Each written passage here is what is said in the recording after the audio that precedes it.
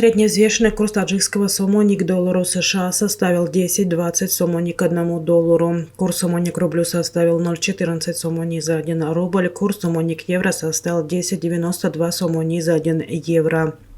Средние курсы продажи наличной иностранной валюты в кредитных организациях Таджикистана составляет 1 доллар США от 10,24 до 10,23 сомони, 1 евро от 10,92-27 до 10,02 сомони, 1 российский рубль от 0,1442 до 0,1480 сомони. Национальный банк Таджикистана проведет опрос среди населения страны об инфляционных ожиданиях. НБТ объявляет тендер среди исследовательских и маркетинговых компаний для участия в конкурсе для проведения опроса среди населения по инфляционным ожиданиям. Количество респондентов должно быть не менее 15 тысяч человек с охватом всех регионов страны. Опрос будет проводиться каждый квартал. Метод опроса – телефонный опрос, в том числе клиентов мобильных операторов. При этом количество опрашиваемых мужчин и женщин должно быть одинаковым. Опросник будет предоставлен во время проведения тендера, сообщает Национальный банк страны. Порядка 10-15 филиалов исламского банкинга могут дополнительно открыться в России в ходе пилота по реализации партнерского финансирования, который будет запущен в 2023 году. Такое мнение высказал РИА Новости доцент кафедры мировых финансовых рынков и финтеха РЭО имени Плеханова Илья Зарипов. В декабре прошлого года Госдума приняла в первом чтении законопроект о пилотной реализации исламского банкинга. В нем будут участвовать Дагестан, Чечня, Башкирия и Татарстан.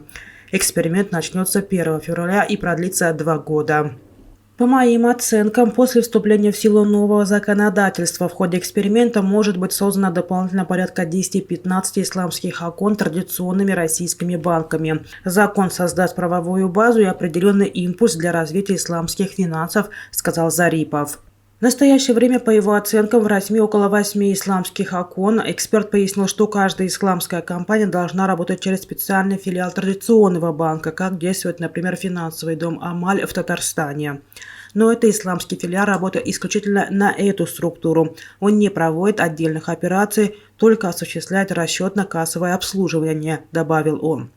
При этом исламское окно, которое открыл Сбербанк в Татарстане, это полноценный филиал, выполняющий операции самого банка, только по исламским канонам, добавил он. Власти Казахстана продлили ценовое регулирование на продажу сжиженного нефтяного газа на автозаправках до 30 июня 2023 года. Соответствующий приказ подписал глава антимонопольного агентства Марат Амаров. Документ уже вступил в силу. Предыдущим приказом главы агентства госрегулирования цен продлевалось с 5 июля 2022 года по 1 января 2023, передает Фергана. Отмечается, что предельно-розничные цены на автогаз в Казахстане установлены в зависимости от региона. Самая низкая стоимость топлива наблюдается в областях, где оно производится, а самая высокая – в удаленных от них регионах.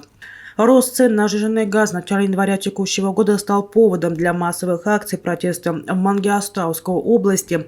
Они перекинулись на другие регионы и переросли в массовые беспорядки, которые власти впоследствии назвали террористической атакой и попыткой госпереворота.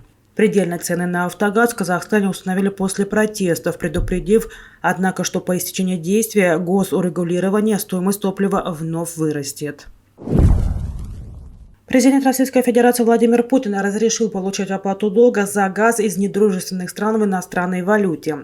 Российские поставщики природного газа могут проводить расчеты с покупателями газа из недружественных стран в валюте при взыскании задолженности за поставки газа с таких покупателей или если те сами погашают долг. Соответствующий указ подписал президент Владимир Путин. Документ опубликован 31 декабря на портале правовой информации. Расчеты могут быть в иностранной валюте, которая указана в контракте с использованием специального счета, открытого уполномоченным банком на основании заявления поставщика из России. Задолженность за поставки газа будет считаться погашенной после зачисления средств иностранного покупателя на такой счет. При этом погашение задолженности иностранного покупателя по контракту на поставку природного газа не является основанием для возобновления российским поставщиком поставок природного газа при несоблюдении иностранным покупателем порядка, установленного настоящим указом, отмечается в документе. Согласно указу, подписанному Владимиром Путиным 31 марта, страны, покупающие российский газ, обязаны открывать счет в Газпромбанке. После осуществления платежей в этот банк соответствующие средства конвертируются в рубли на московской бирже.